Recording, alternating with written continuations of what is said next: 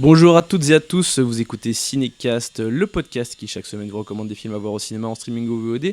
Nous sommes toujours en direct du Festival de Cannes, enfin je, en l'occurrence, toujours seul, avec aucun collègue pour parler des films avec moi, parce que tout le monde est overbooké. Il y a vraiment énormément de choses à voir au festival cette année, donc c'est très très compliqué de faire des plannings, plus les interviews, le temps d'écrire, etc. Bref, je vous parle tout seul aujourd'hui du nouveau film de Dominique Moll, La Nuit du 12, qui était présenté dans la catégorie Cannes Première, ici au Festival de Cannes. Film qui sortira le 13 juillet en France, en Belgique il est un distributeur, mais je ne connais pas encore la date de sortie. Alors, La Nuit du 12 de Dominique Moll, de quoi ça parle? Ça parle de la PJ, de la police judiciaire de Grenoble, où chaque enquêteur tombe un jour sur un crime qu'il n'arrive pas à résoudre et qui le hante. Et pour Johan, c'est le meurtre de Clara. Euh, D'ailleurs, le film s'ouvre avec un carton qui dit que chaque année, il y a environ 800 affaires qui ne sont pas résolues et que le film s'inspire d'une d'entre elles. Donc voilà, dès le début, on sait qu'on n'aura pas la résolution de l'histoire qu'on va voir. Et donc pour le cas du meurtre de Clara, les interrogatoires se succèdent, il y a plein de suspects, les doutes des enquêteurs grandissent, mais une chose est sûre, la nuit a eu lieu durant la nuit du 12. On va s'écouter et se regarder un petit extrait de la bande-annonce.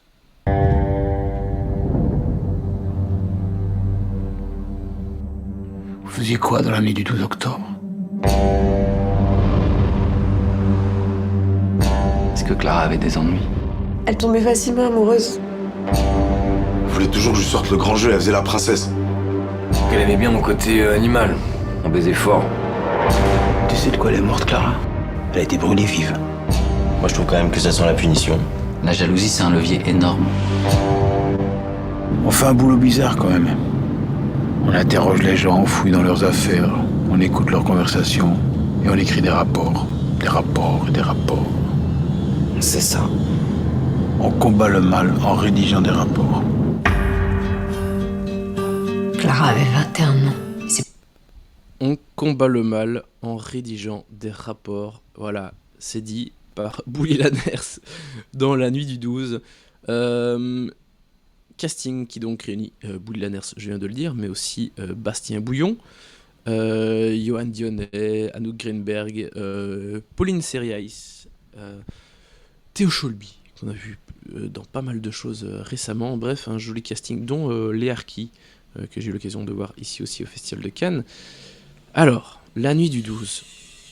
C'est un film qui nous a fait forte impression ici au Festival de Cannes, on va pas se mentir, parce que c'est un film assez particulier. Donc, je l'ai dit, on parle d'une histoire non classée, d'une histoire non résolue en tout cas, qui va hanter ces enquêteurs, et donc, dès le début, on sait bien qu'on va pas avoir de résolution. Et quelque part, c'est un peu... ça évite la frustration en fait, parce que on sait, voilà, on n'aura pas la résolution de l'histoire, mais c'est pas grave, parce que le film, il est passionnant quand même. Il parle donc de quelque chose de très lourd, du meurtre de la jeune Clara, qui va se faire incendier, asperger d'essence, puis quelqu'un va lui lancer un briquet, voilà, mort par le feu. C'est pas facile, et ça va se ressentir sur les enquêteurs. Donc on est vraiment dans quelque chose de très lourd, très compliqué mentalement. C'est pas facile à parler de ce type de choses, de ce genre de faits graves.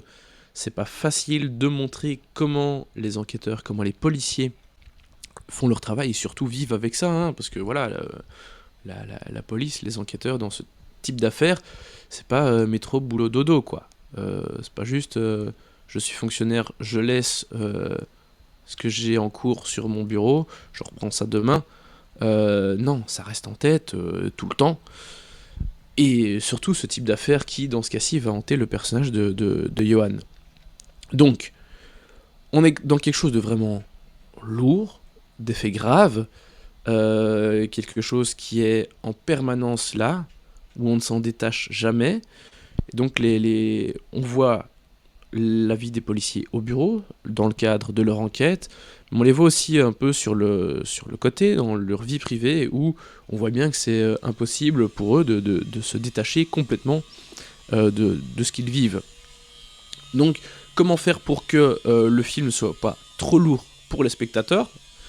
En fait, Dominique Moll insuffle de l'humour dans son film, principalement via des répliques qui sont très très bien écrites. Vraiment, il y a un grand travail sur les dialogues. Et j'étais surpris au début de voir toutes ces vannes quelque part, tous ces traits d'humour, parce que parfois, je vais pas dire que c'est de l'humour trash, hein, mais c'est complètement en décalage avec ce que le film nous raconte. Et en fait, ça ne crée pas un décalage par rapport au spectateur. Au contraire, ça permet de détendre un peu l'atmosphère et d'alléger vraiment tout ce qu'on voit à l'écran. Et donc en fait, en tant que spectateur, on n'est pas sorti du truc, on se dit « Ah ouais, oula, c'est une tuerie de bon cœur, mais ça va pas. » Non, en fait, ça s'inscrit bien dans ce que le film raconte, et ça fait tellement un décalage, mais bien foutu, bien travaillé, que ce soit dans la réplique même, que dans le timing, etc. Ça fonctionne vraiment bien. Et donc à aucun moment on ne sort du film où on a l'impression de voir deux films avec des tonalités différentes. Non. Vraiment, ça crée quelque chose d'assez homogène, qui fonctionne très bien, et donc à aucun moment on est vraiment sorti du film, où on est vraiment perdu. Donc je trouve que toute l'enquête déjà elle est passionnante à suivre. Alors personnellement, même si j'ai pas été frustré, je craignais à un moment d'avoir cette frustration de pas savoir comment ça se termine.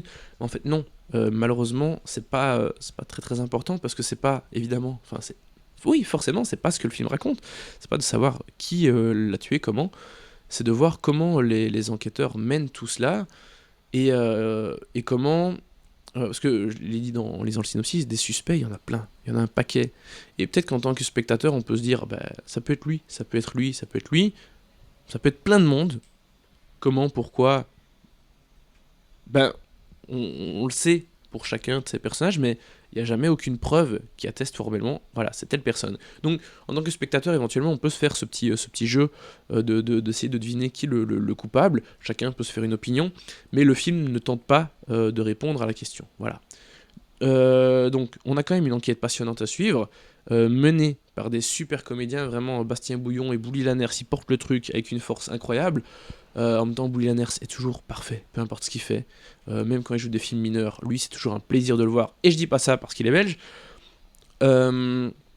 Bastien Bouillon, vraiment, il est impeccable. C'est un comédien que je connaissais un peu moins. Je l'ai déjà vu dans d'autres choses, hein, bien sûr, mais je veux dire, c'est pas la grande tête d'affiche ou le grand second rôle hyper connu, par rapport à qui j'ai une opinion déjà forgée de base. Mais vraiment ici je l'ai trouvé vraiment d'une justesse incroyable. Pareil pour Bouli, hein, pour niveau justesse c'est toujours parfait. Et la dynamique entre leurs personnages et avec leurs collègues policiers, elle fonctionne vraiment très très bien. Donc vraiment, La Nuit du 12, chapeau, vraiment chapeau Dominique Moll, qui déçoit quand même rarement, vraiment. Alors j'ai pas vu son dernier film, et c'est vrai qu'un de ses précédents, si je ne dis pas de bêtises, oui c'est ça, Des Nouvelles de la Planète Mars, c'était bien lui, m'avait un peu déçu par contre. Mais voilà, Seules les bêtes, je ne l'ai pas vu, mais il a d'excellents retours. Et puis bon, on lui doit quand même Le Moine Lemming, et surtout Harry, un ami qui vous veut du bien. Donc ce n'est pas n'importe qui, Dominique Moll, et ici vraiment avec La Nuit du 12, il nous a fait vraiment forte impression. C'est un thriller solide qui fonctionne très bien, et donc pour moi c'est un très bon 3 étoiles et demie, vraiment, parce que c'est vraiment solide. Donc pas de déception, au contraire, enfin que du contraire même, ce fut l'opposé. Alors c'est pas le film de l'année, mais c'est vraiment un thriller très solide qui fonctionne bien. Donc vraiment, je vous encourage à aller le voir au moment de sa sortie. Et c'est donc ceci qui va conclure cet épisode consacré à La Nuit du 12. N'hésitez pas à partager votre avis sur ce film dans les commentaires. Et si ce n'est pas déjà fait, à vous abonner au podcast sur la plateforme de votre choix. A très bientôt pour de nouvelles recommandations.